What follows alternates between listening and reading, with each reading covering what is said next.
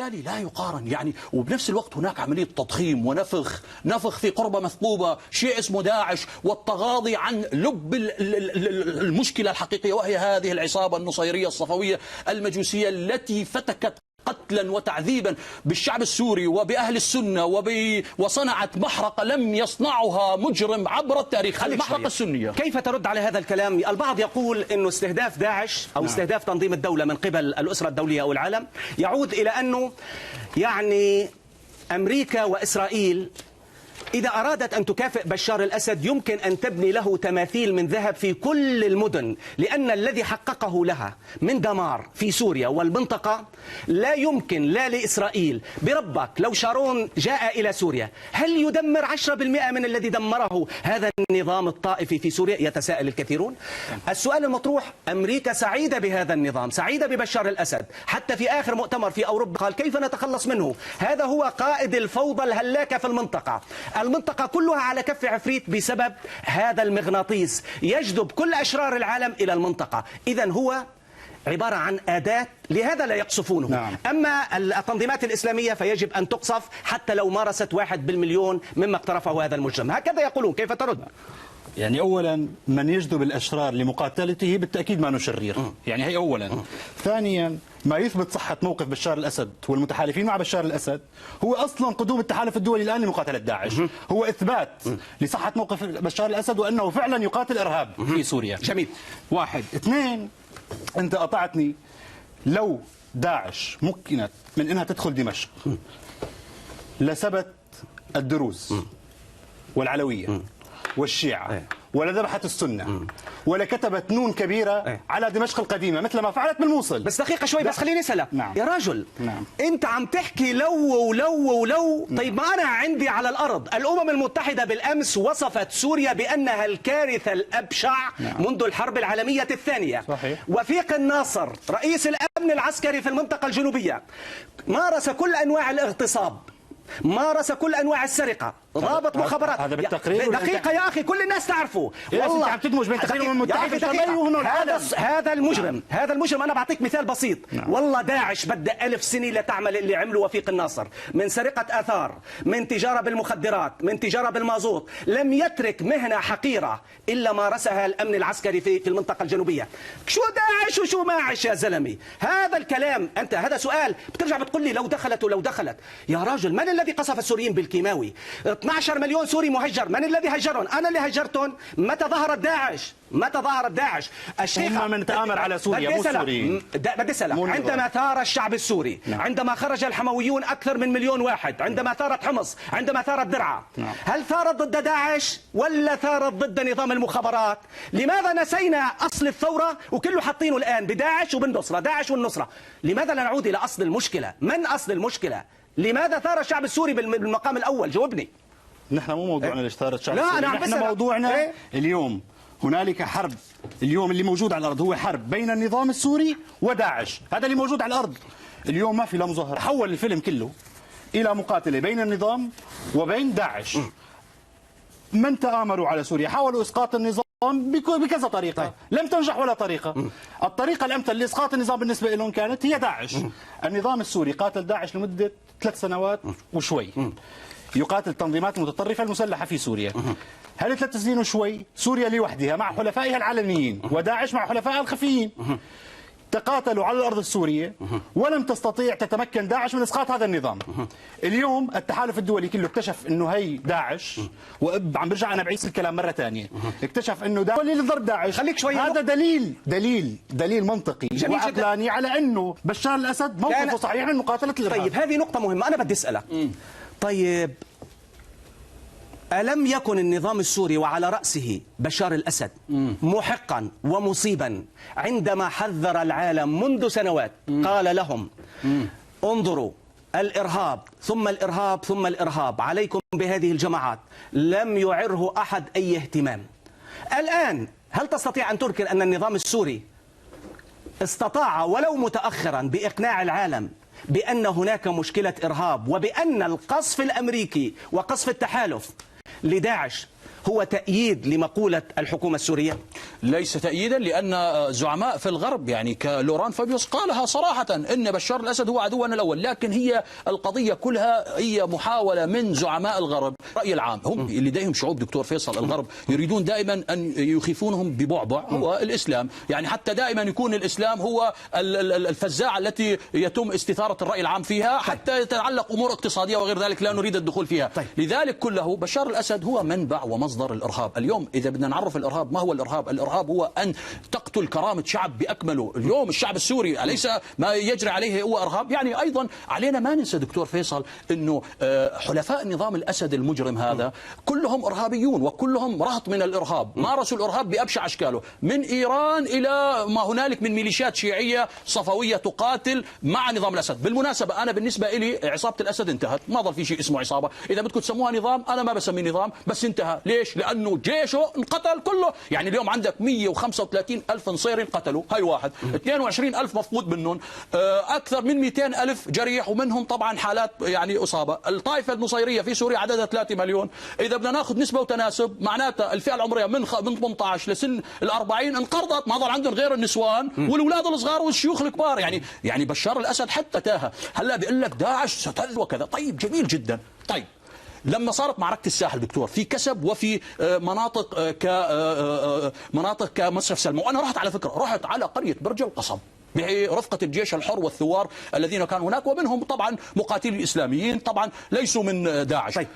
يا رجل تصور البيوت الآمنين ما هدموها. وعلى فكرة بالمناسبة قرية برج القصب هي قرية مسيحية نصيرية ليس فيها سنة، لم يأذوا كنيسة. دخلت البيوت بيتا بيتا، كاسة المتي متروكة مثل ما هي. الجيش النصيري إذا بيدخل بيحرق الأخضر واليابس، ما بيخلي شيء، بيحرق الكبار والصغار ويسرق كل شيء، ويسرق كل شيء. وليك سرقة يعني تصور يعني حتى داعش، يعني أنا لا أريد أن دافع عن داعش، مين داعش؟ أنا ماني شايف داعش. تصور حتى البقر بيسرقوه، يعني بزمانه ياسر عظمة في مراية. والثاني شو هالصورة؟ والثاني سرقة الدجاج. هاي يعني هذا الجيش دقيقة، يعني هذا الجيش المدجج بالدجاج نعم. السورية انه كان عم بلم فشك الفرنسيين، لكن بالواقع هن كانوا يسرقوا الشلاليف. يعني شلاليفك يا وطن، هاي الشغله معروفه. والبقر على بقر بيطير، البقر بلش يطير هلا.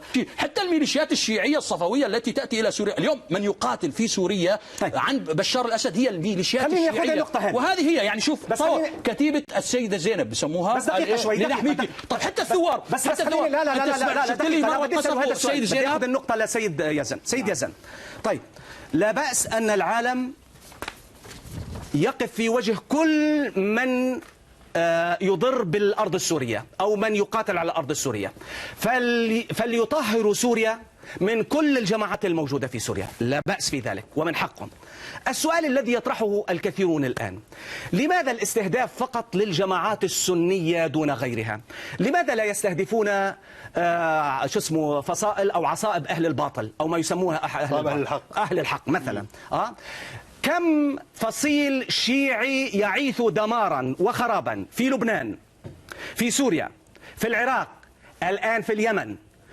هل العصابات الشيعية متخرجة من السوربون ومن هارفارد، وتنظيم داعش جاي من تورا بورا، من جامعة تورا بورا مثلا؟ هل الإسلام السني أو هل الإرهاب السني اللي عم بتمارسه داعش حرام والإرهاب الشيعي حلال؟ هذا هو السؤال الذي يطرح الآن. لماذا تقصف داعش وتترك كل الفصائل الإجرامية والميليشيات الفاشية الشيعية تذبح في سوريا؟ من الذي ذبح أكثر في سوريا؟ قارن ما فعله جماعة حزب الله والعصابات الفاشية الشيعية في سوريا بما فعلته داعش. لا شيء. هكذا هذه كل الدنيا تعرفها. كيف ترد؟ اولا اتكلم لك على اللي تسميهم ميليشيات في العراق. هم 17 جهه اسلاميه شيعيه تقاتل تحت مسمى الحشد الشعبي، زائد الى جنب هي اللي بتسميها انت ميليشيات. يعني انت اليوم انت لو هي ميليشيا شيعيه متطرفه لن تسمح لاحد بالقتال الى جانبها ابدا. نحن بالبيجي، في تكريت، في مكيشيفه، قريبا بالشرقات، في محافظة صلاح الدين، باعتبار المعارك الآن تدور في صلاح الدين. العشائر السنية تقاتل إلى جانب الشيعة لأول مرة. طبعا كان اكو أزمة ثقة بالبداية، ولكن الآن راحت هي أزمة الثقة اللي موجودة. أنتم اليوم تعتبرون أن الذي يقاتل في سوريا هم فقط العلويين. لا أنا بس بدي أسألك، أنت سني مش هيك؟ طبعا. طيب ليش يا سيدي ما هو الفرق بين البغدادي وحسن نصر الله؟ ما هو الفرق بين البغدادي؟ طيب ما الفرق بين البغدادي والخامنئي؟ طيب لماذا حلال على الشيعة أن يكون لديهم ولاية فقيه؟ يقولون يا أخي مش أنا زلمة مش بتعرفني، لا عندي لحية ولا من يحزنون. ماشي ماشي. طيب لماذا حلال على هؤلاء؟ لماذا حلال على هؤلاء أن يقاتلوا في اليمن ويقاتلوا في لبنان ويقاتلوا في سوريا ويقاتلوا في العراق ويذبحوا السنة ويذبحوا الجميع ويعملوا وما حدا جاي صوبهم؟ أما السنة إرهابيين، اقصفوهم، اعملوا تحالف، اعملوا كذا. داعش مو السنة. داعش تمثل السنة. بقول لك لا سني لا تمثل داعش. لا يفل الحديد إلا الحديد. عندك شبيحة علويين، فمش مشكلة يكون في شبيحة دواعش مقابلهم، هكذا يقولون. يعني دكتور لا يفل الحديد إلا الحديد. اولا المقارنه بين ابو بكر البغدادي وسيد حسن نصر الله او خامنئي والى اخره، انت اعطيني واحد من القياديين الشيعيين الشيعه عفوا، اي واحد من القياديين افتى بقتل السنه فتوى علنيه بقتل السنه واحد، طيب حلل دم السنه. جميل. واحد من القياديين. خليك هاي وثيقه مسربه يقول السيستاني ويقول محمد تقي اليزيدي في وثيقه مسربه عام 2008 يقول فيها، وهي طبعا قبل احتلال العراق، قبل ما تدخل القوات الأمريكية، يقول الله سخر لنا الأمريكان حتى يعود الحق إلى أهله، ويقولون إن الأمريكان كالثور الهائج في يد الفلاح ويجب توجيههم لمحاربة النواصب يعني السنة. ثم يقول محمد تقي اليزيدي الجهاد الأكبر هو في القضاء على الرعاع العرب ومذهبهم الضال وإعادة الخلافة المسلوبة إلى أهلها، يعني الخلافة الشيعية بعد غياب دام أكثر من 1400 سنة.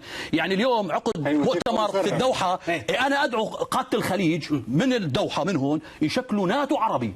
مهمة هذا الناتو يكون بالبحرين، لأنه البحرين على فكرة لو رايحة بال2011 راح الخليج كله مسح خالص، ويكون مهمة هذا الناتو العربي تمام في الخليج لدول مجلس الخليج، وأدعو مصر إلى أن تنضم إليه رغم الخلافات حتى تكون ماشي دقيقة. الرجل قال لا بدي النقطة رد عليها. قال لك أصلا من العيب أن تقارن السيد حسن نصر الله المقاوم العظيم بالبغدادي وبهؤلاء الإرهابيين، كيف ترد؟ كيف لا نصر الله حسب الشيطان نصر الله. بس دقيقة بس دقيقة.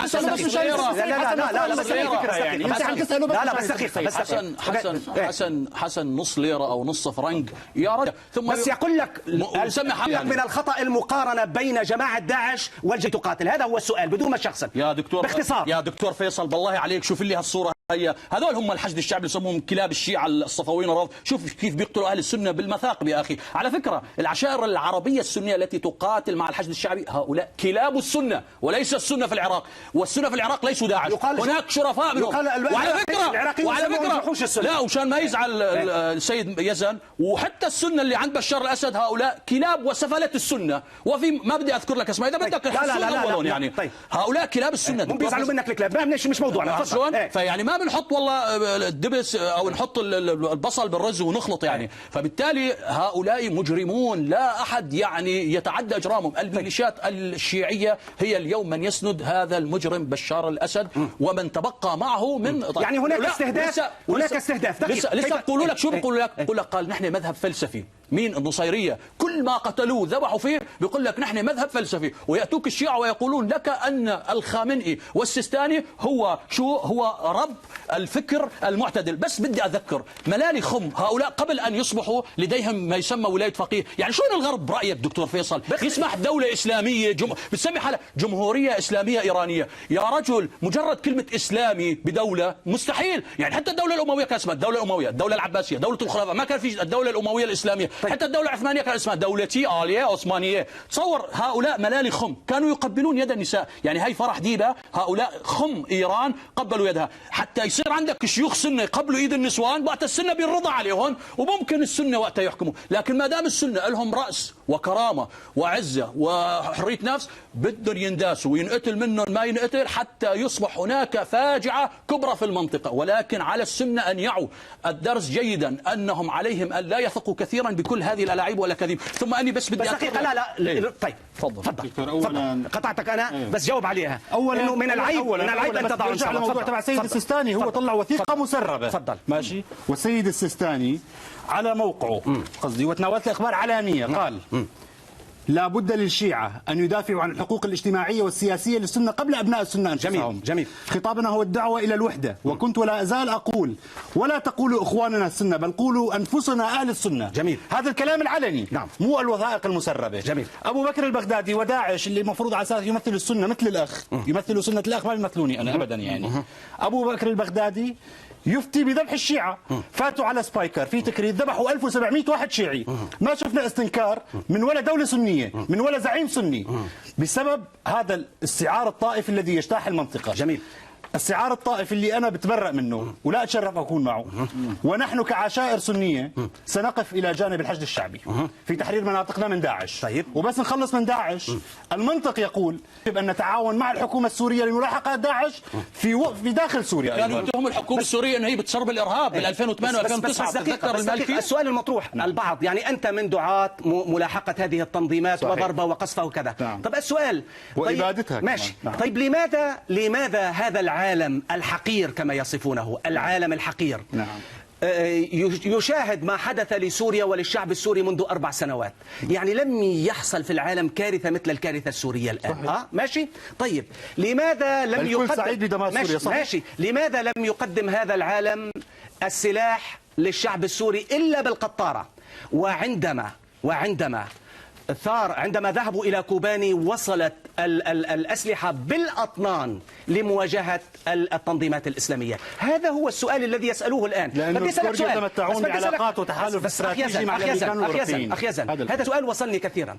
ألا تعتقد أن استهداف داعش والتركيز على داعش وعلى التنظيمات الإسلامية السنية تحديدا وقصفها وشيطنتها وغض الطرف عما فعله بشار الأسد وما يفعله أو تفعله الميليشيات الشيعية، هذا سيدفع بمئات الآلاف من الشباب السني إلى أحضان داعش؟